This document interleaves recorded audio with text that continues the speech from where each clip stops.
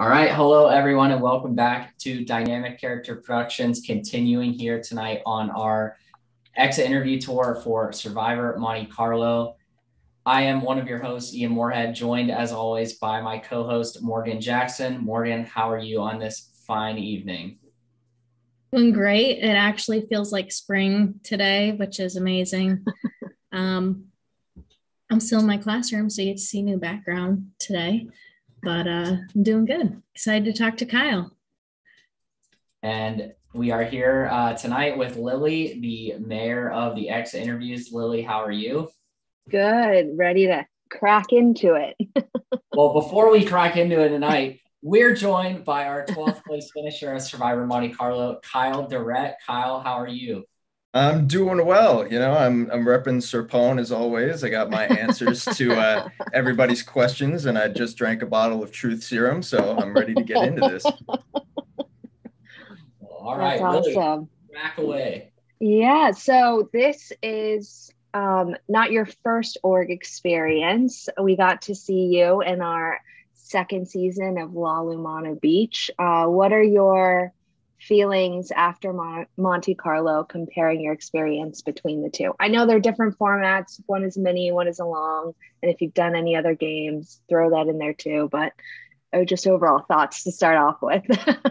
Well, those are the only two I have ever done, and like you said, the mini is completely different from the long game. I came into this not really wanting to use too much of my experience from that because I knew that it would just be so different that it wouldn't probably help me all that much. So having done one of each, it's like you get more invested in the long game. Like it is so much more of a time commitment, but the mini in some ways can be harder because you don't have as much time to really like make bonds. So advantages and disadvantages to both, but they're both fun. Yeah, that's true. It's such a different game, especially this one started out different than a lot of games start out with the one world aspect where everybody was kind of on the same beach together. What did you think of that twist? And do you think that kind of shaped your game even later on? Mm-hmm. Well, I was pretty nervous when I first saw that twist because it's one more person than it was last season. So it's like, all right, that's one more person, in the way. And then starting with 17 people, it's like you have to make 16 different connections in a few days. And that's really tough because you can't really do that successfully. So for me, it was just trying to like connect with a few people a lot. As Christian says, a breath first search, connect with a few people a lot and a lot of people a little bit, so that I could hopefully have my bases covered for whatever came up next. Yeah, because we see in this one world scenario, it seems like you are reaching out to a lot of people. You have the econ group, but you're also getting along with Mike and Kiley. And so who do you feel like at that point were you really wanting to work with? Because at one point, I feel like in the episode, you're great with everybody, which is what you want. But what were you thinking about on who you wanted to really work with? Well, Mike was definitely he was my closest relationship pretty much from the start. From day one, we got on a call. He was the first person to tell me about the high rollers room. So just from that moment, I was like, okay, this guy, he's going to be honest with me about a lot of stuff. So that's the relationship that I felt like I needed to focus on. And then the people that we both felt sort of jointly connected to. So like Kiley, obviously, Shea, Victoria, people like that.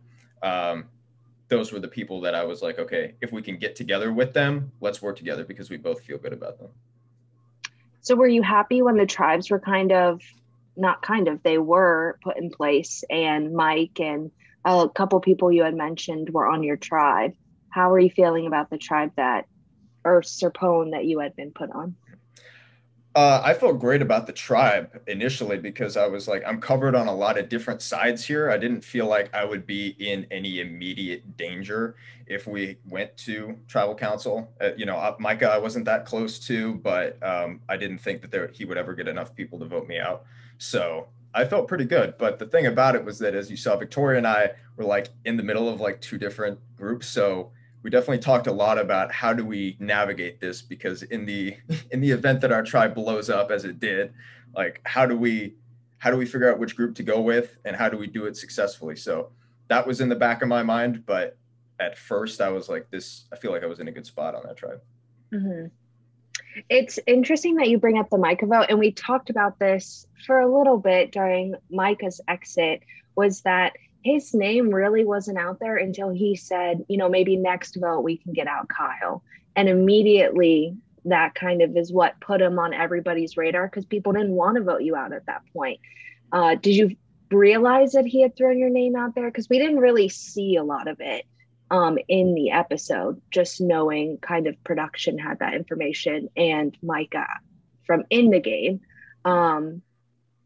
Just overall, what did you think about that? That's really what got Micah out. It didn't surprise me that he said my name. Like I said, I wasn't that close to him. So made sense that he would throw my name out there as a potential target.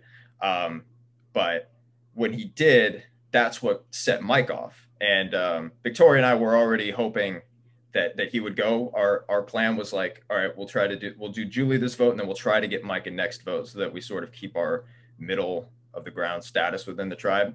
And so when Micah did throw my name out there to Mike, that was what we needed. It was like, that was the excuse to get rid of him. And then once we got Mike on board, then it was like, okay, we can actually do this, because now he's driving this, which is great, because that means that I'm not the one having to talk to people to throw his name out there. And then we got McKenna to do it, which was, I thought that would be harder than it was. It was actually Victoria who was a little bit more difficult to convince of that, because she was sort of dead set on getting out Elijah. So that's how that came about. Okay, that makes sense. It's interesting that Victoria was the hardest one to kind of convince. And it sounds like you and Victoria worked more closely than we might have seen in the episodes, just with everything that goes on in them, you know, as a viewer, it can kind of get muddled. Do you feel like you guys were working closely? One of your closest people probably at that point? Yeah, I would say Victoria was like a close second ally. She could have been totally just like putting up a facade when she was pretending to not want to vote for Micah, you know, just sort of, you know, giving us the run a little bit. But yeah, because her and I were close, I think since the One World part of the game, we had been talking a lot, and we were in a couple different groups together. So I knew that she was somebody who was going to be very important to my game. And I wanted to make sure that we worked. Whatever we did it together. And I wanted to lean more towards the Mike and McKenna side of the tribe rather than the Freaks and Geeks side, because that was, you know, the side Elijah was on. So trying to get her against Elijah was, that was sort of my goal in the early stages of Serpone, but I didn't want to do it without her on board. Mm-hmm. Something that we don't get a lot of, again, it's so hard to put everything into these short episodes. I mean, some of these rounds cover 72 hours of time, and we can only put 45 to 55 minutes into an episode. So one thing I wanted to hear from your perspective, Kyle, is kind of the difference between your relationship with Victoria to your relationship with McKenna. Because I felt like kind of what you said, like Victoria started off really strong and then sort of like, I don't know, became a little stagnant. And then the McKenna one really picked up towards when you were getting, when you got voted out to when even the first swap to Serpone. So kind of describe, if you can, like the difference between those individual relationships. Well, I would describe my initial relationship with McKenna more so out of necessity on both of our parts, is how I would describe it. Because at that first vote where Nick was gonna go home, you did see a one-on-one conversation with her and I where like I was gonna vote her out, and it was like, you know, sorry, but like, let's work together. You know, so I didn't want to be left out of that plan, because then that would immediately put me in a bad spot going forward. And then as time went along, well, also she needed me, right? Or not needed me, but on Serpone, like we had a 4-person group. So it was like, okay, this is something kind of easy that we can work with. We'll have the numbers. So let's just make this our group. But then when we got swapped the first time, that was when I felt like, this is a legitimate ally. Like this is something where we're not just working together anymore just because it's good for the numbers or because we have to. It's like, this is somebody who I'm going to stick with for a long time in this game, and I felt like it was mutual. So yeah, it was around that time where I was like, this is like, I have 3 truly solid allies. That's hard to find. Yeah, indeed. I mean, Lilly, you can probably attest to that from Exile. You had 3 pretty strong allies in the game. And you had those from the get-go as well. I mean, Kyle gets voted out in 12th, and I would say probably 13. He said he figured out he had those 3 allies. You had those even earlier. Like, I don't think too many people in the game find that the entire time, let alone have them all that early in the game. But it doesn't always, with swaps and all the crazy gameplay, it doesn't always benefit you. So when we see even Morgan ask you in a tribal, you seem to be cursed. You lose almost every challenge, and that also affects your alliances. Like when I had my core 2 people that I knew I could trust, we were on a tribal and we didn't go to tribal for like 2 or 3 rounds. So we had that time to kind of just like sit and only talk to each other. But you had, like Ian mentioned, tribal swaps. You had to vote people out, and you might have not have always agreed. So that can make it harder. It puts it to the test more so earlier on than if you hadn't gone. So it's a testament that, I feel like even in that, where the episode where you go home, you can see that these people don't want you to go, but it almost feels as though there's not really another option. And that was one of the questions I had. Was we see in the episode that you pitched Jonathan because he's probably an easy one because he got separated from the original. He's a good talker, you can kind of tell. Do you think if you had pitched somebody else other than Jonathan, you might have been able to save yourself? Possibly. Like, it was tough. Like, Jonathan was the one where it's like, he's the one who he's still Serpone. So like we could get him out, but he's not totally Rukan. Like, he's kind of in with them, but he could still be a viable option. The problem was we just didn't know like really what the dynamics of Rukan were, because as we see in this episode, there's talks about like getting Connor out. We see there's cracks in there, but those cracks were not evident to me while I was in the game. So it was tough to really, if we were going to go for somebody on Rukan, it would have been really, really hard to determine who the right name would have been. And I didn't really want to throw out anybody's name in there. That was kind of a plan that Mike and I had at that vote, where it was like, we kind of need to lay a little bit low, even though we're on the bottom, right? It's like they expect us to come in here and throw people's names out, throw each other under the bus. So if we don't do that, that'll make them think, okay, these guys aren't really they're not that threatening. Like Connor, I had a conversation with Connor where he was just like, so you want to throw Mike under the bus? And I was like, no, I don't. Like, because it's like, that's what they expect us to do. So if we don't do that, they'll be like, wow, everything Jonathan said about those 2 must be a lie, because that's not anything like who they said they are. So no, my strategy was to not throw out a name. So potentially could have been a mistake, but yeah. Yeah, and it's hard to see because Connor didn't want to vote for you, actually. What we do see is initially everybody was ready to vote Mike, but little does all the castaways know Mike has Kiley in his corner. And, having somebody in your corner that's connected to all these people that you don't have a connection with really, I would say, saved him. And by saving him, kind of put you in the line of fire because people were putting you together as a pair, a duo. Did you feel like that was a thing? Like, we didn't really hear about you and Mike being a duo until this vote. So was it kind of encroaching, or was it all of a sudden Jonathan's like web of when he got to the other tribe just like was in full motion?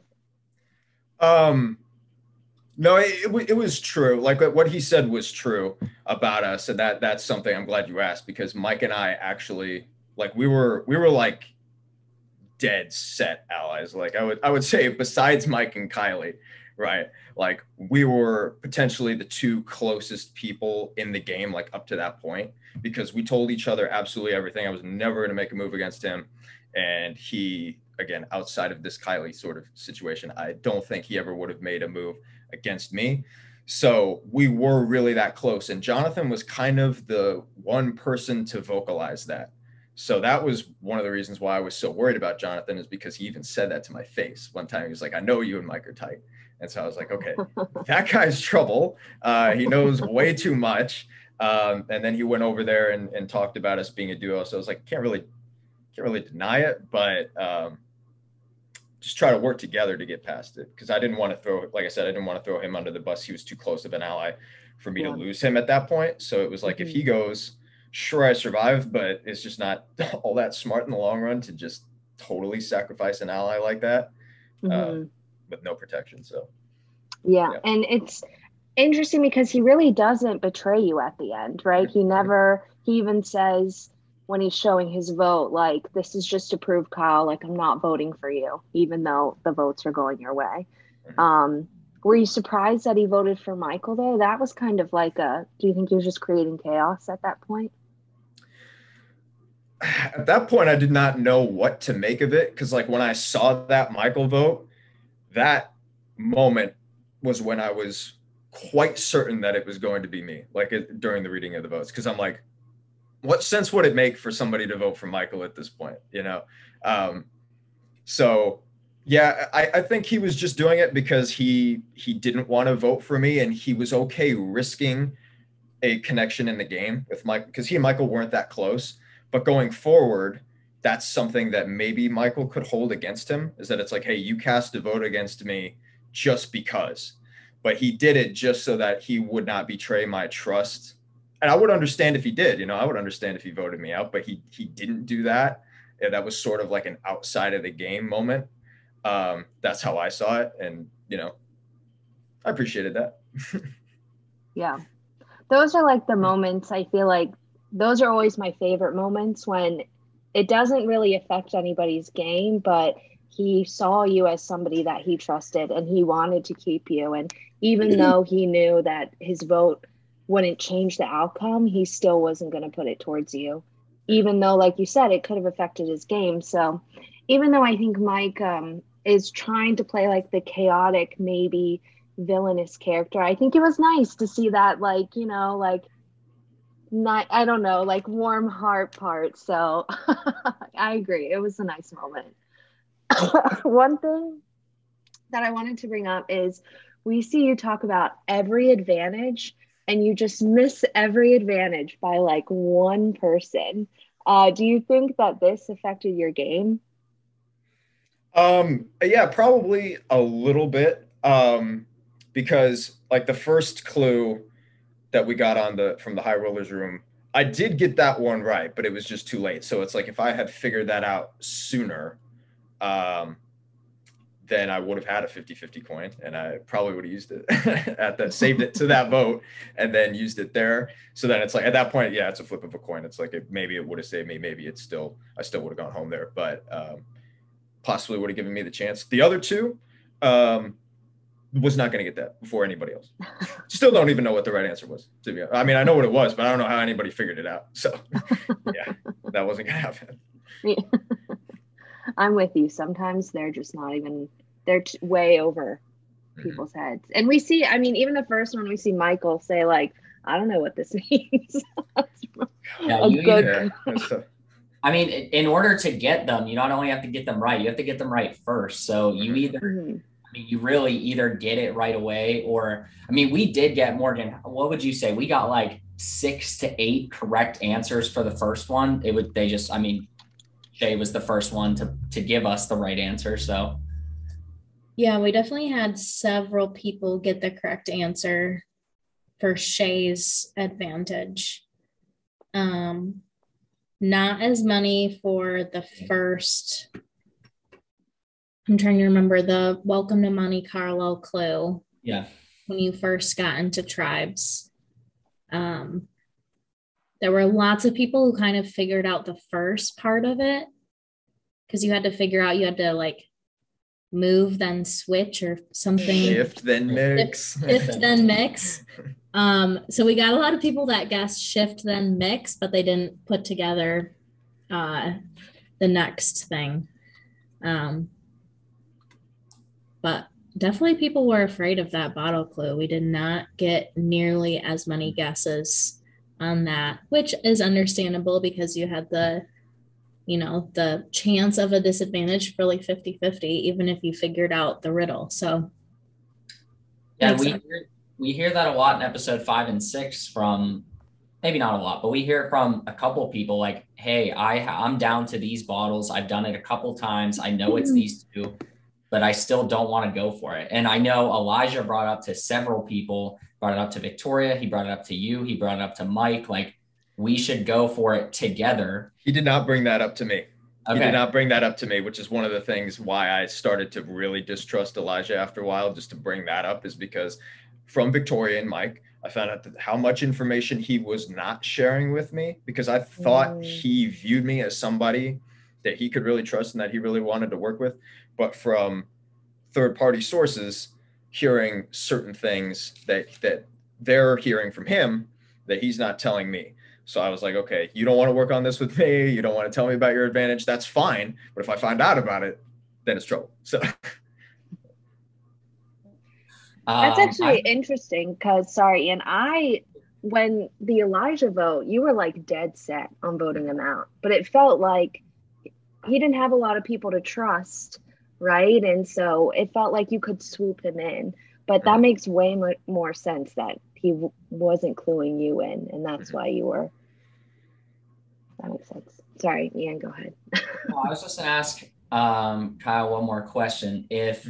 So the round you get voted out in, we do know that Kiley was going to push for someone other than Mike, whether that was you. We actually see in the episode, she says that she would have liked if it weren't you either, and someone from original Ruken. Do you feel like if Andrew is swapped out with, say, Will, Parker, or Margaret from the winning tribe, do you think that someone else, not you, goes home in this round instead? Because Andrew was like rah Ruken, like tribe strong, and he kind of pushed that from the get-go, and he was like the ipso facto tribe leader at that point. I mean, people listened to what Andrew had to say. So do you feel like if Andrew is on the winning tribe and someone else is in his place, do you feel like something else changes? And if so, I mean, what? I guess it's kind of on the spot question, but I think, and I could be wrong, but I think like almost literally any other combination of people in the game could have changed the result. You know, like if we had Will over there, we either bring Will in as a number or we throw him under the bus and try to vote him out. We had Connor there, who basically was going to do anything to try and get past that vote. So it's like, maybe if we had tied numbers, we could get him to flip from that point of view. Andrew was somebody who I was never close with, so seeing him there definitely worried me. But yeah, I think Margaret potentially could have been on our side. Almost anybody except for Andrew. Yeah, I think for sure if Will had been there, I could easily see him going out there. I know that Kiley really did try to make it, not be you, because she knew that's what Mike wanted, but there were too many other people that were pushing against that. So I think Will would have been an easier person to kind of put the votes on there. Yeah. I think also if Andrew wasn't there, Connor would have been sad to say, he probably would have been a vote as well if he wasn't strong on keeping them together. Yeah. But, yeah. I mean, that's I don't know if you guys have any other questions. Those were all mine. I do have one from McKenna Feeney. Again, due to scheduling, we're here doing Kyle's exit early. So when this gets posted, there will be a comment section below for you to ask Kyle questions. Please ask him anything you want. He can answer anything he's able to answer. Obviously, if you say who wins Monte Carlo, he can't answer because he doesn't know either. So yeah, but it's nice for the audience to be able to still ask questions. So but we did have our cast ask questions. Morgan has those. Let me get McKenna Feeney's question up because it is not a question about Kyle's game. It is a testament to Kyle's knowledge of whatever the hell he puts his mind to, because Kyle is not only a Survivor superfan, he is a DCP superfan. We have found out. He can tell you all the boot orders for every season. So McKenna gave him a difficult DCP trivia question. First off, she said, Kyle, my dear friend, a true trivia master and DCP superfan, I am so sad you are out of this game. 1, because you are an amazing narrator and I won't have your confessionals anymore. True. And 2, I won't be able to see you navigate the merge. Also true. My question to you is, how many people have had the same number of votes cast against them as advantages you have found? So McKenna loves to make fun of Kyle because Morgan took every advantage from him in Lalomano Beach, and she just loves to do that to him. So she wanted to remind him that, Kyle, you found how many advantages? 0. So how many people have received that number of votes cast against? All right. Sicko mode activated. Here we go. I got 7. So we'll see if this is right. All right. Jeremy, Jackie, all right. Connor from Iriki Island. Yep. Celestina. Yep. Eric. Yep. Madeline Millsip. Yep. And then Bill from Exile Only.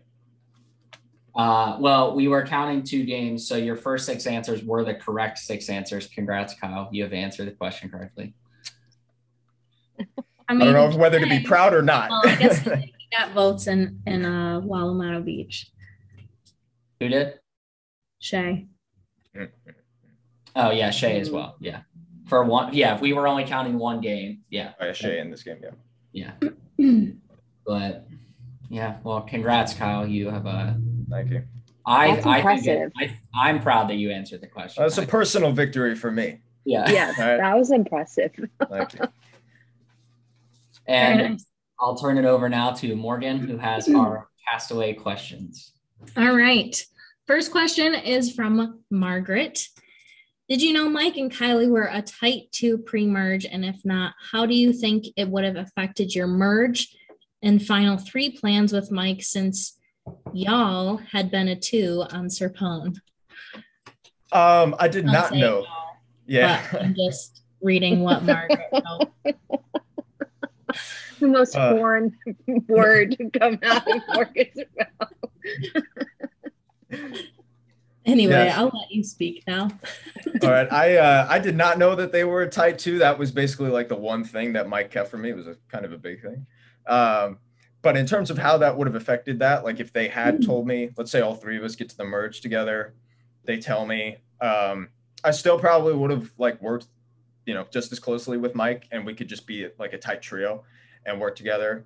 And as we get towards the end, maybe try to make a move against Kiley, even though, as we can see, like now she's very well insulated into that alliance. So may not have worked, but I would have been willing to work with the 2 of them going forward. But it was smart for them to not tell me, because if I had showed up to that joint tribal council knowing that they were there, I would have been like, hey guys, you want to know something? And then that would have I don't think they would have ever kept Mike in the game at that point. So he said that he almost told me that, but good for not.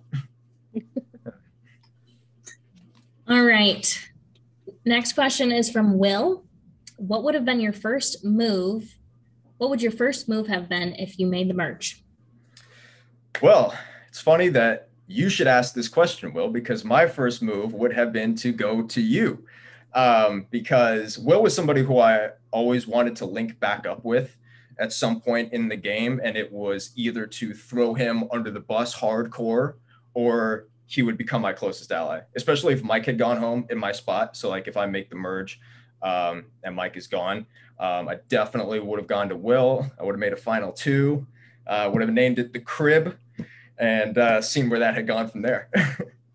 Why the crib? Yeah. It's a game called Cribbage that we talked about, and I mentioned that I played it, and he had a board right in front of him. So I was like, nice going. Yeah.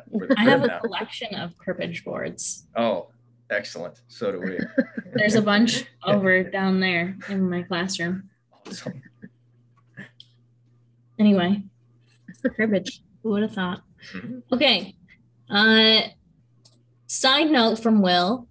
What's your favorite song to play on the guitar? All right. I put a lot of thought into this.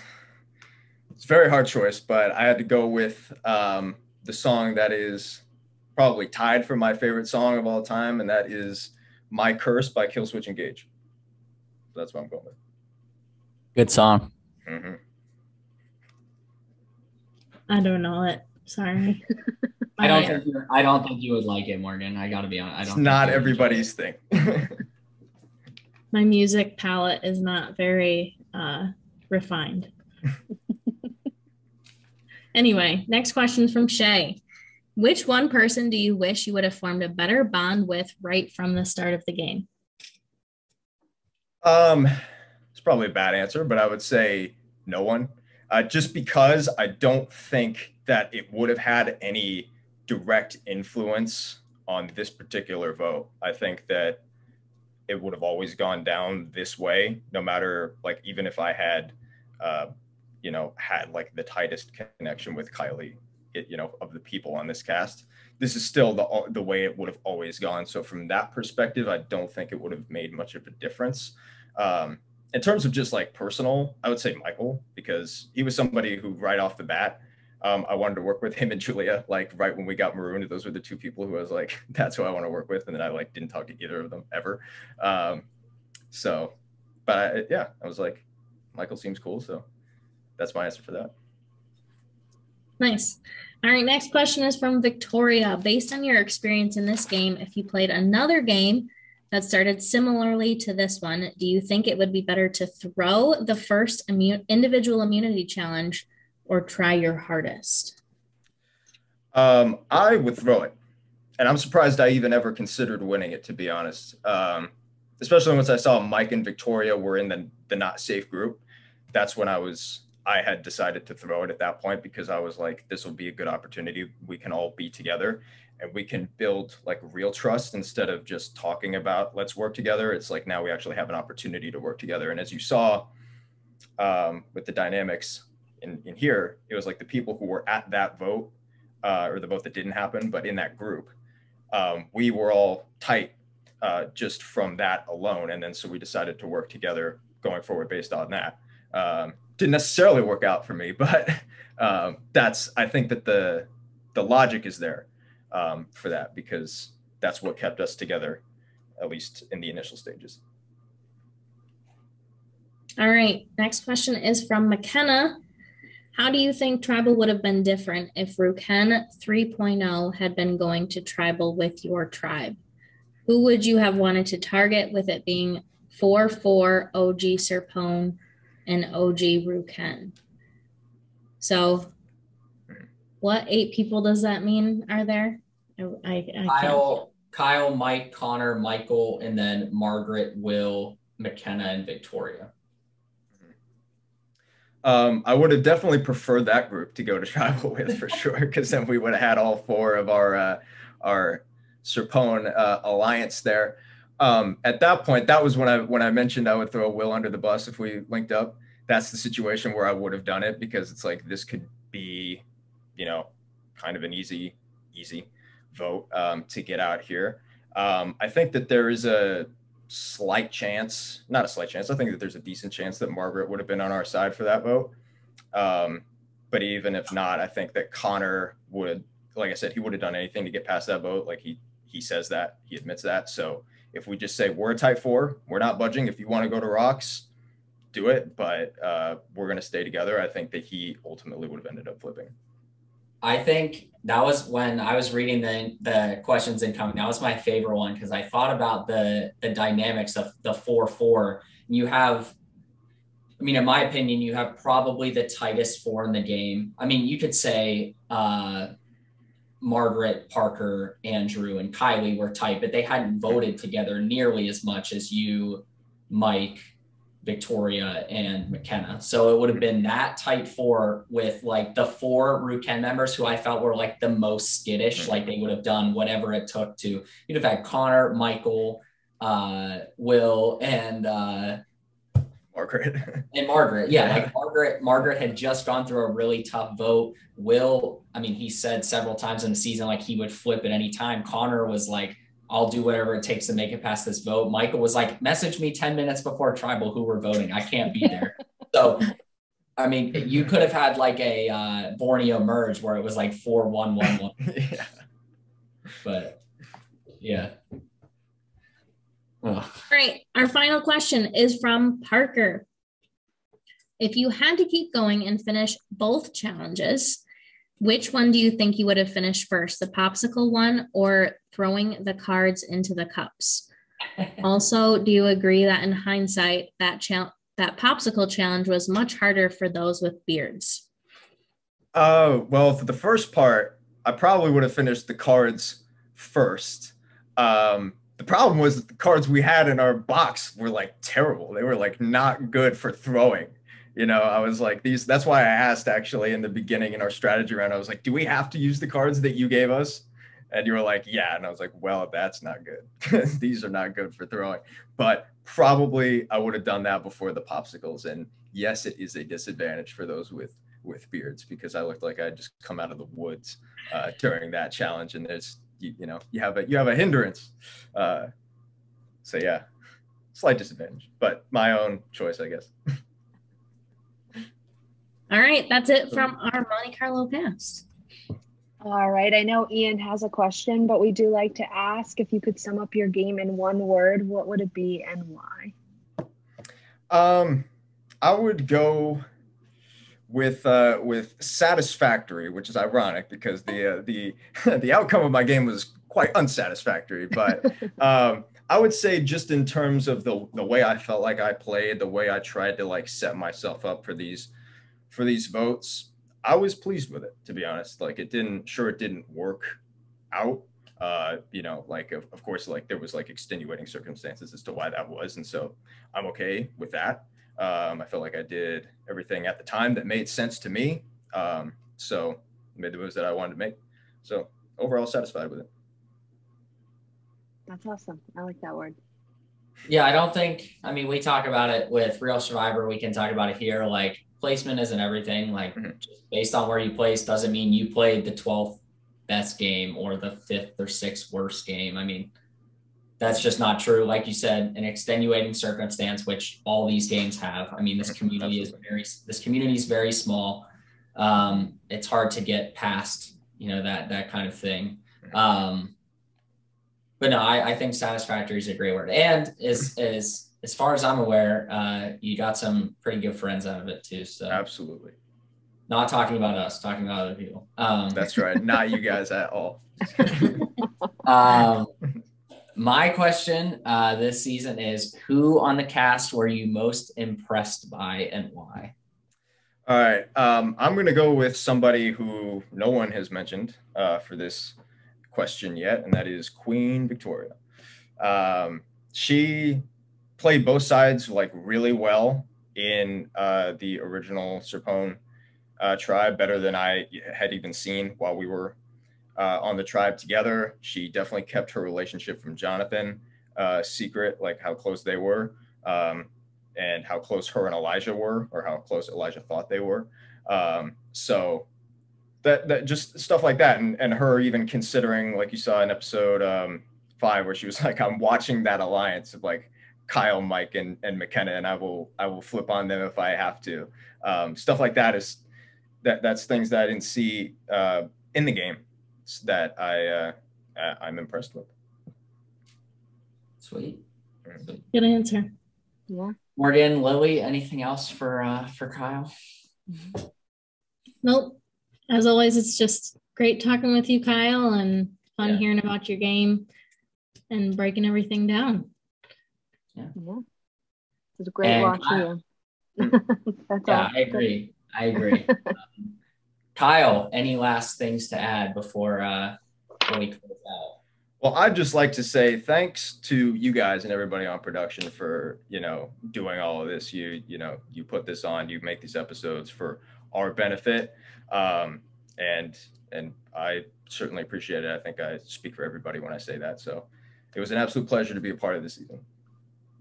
Well, thanks, Kyle. Yeah, we were, when we got your application to play, I mean, you were in from the moment that we got your application. So, yeah, I mean, just rolling onwards, the season's not stopping for anybody or anything. So, tomorrow night, you'll catch the recap with Alex Trias and his 2 guests on Dynamic Character Productions. And then next week, we'll have episode 7 on Monday and episode 8 on Thursday. If you're playing in the fantasy game, the Eliminator game, it's getting tight. We're losing people every episode, and we could be losing a lot of people next week because people are running out of choices. So it's been a fun ride with that so far. And just continuing on, we will see you for the rest of the season and next week, and we'll catch you next time.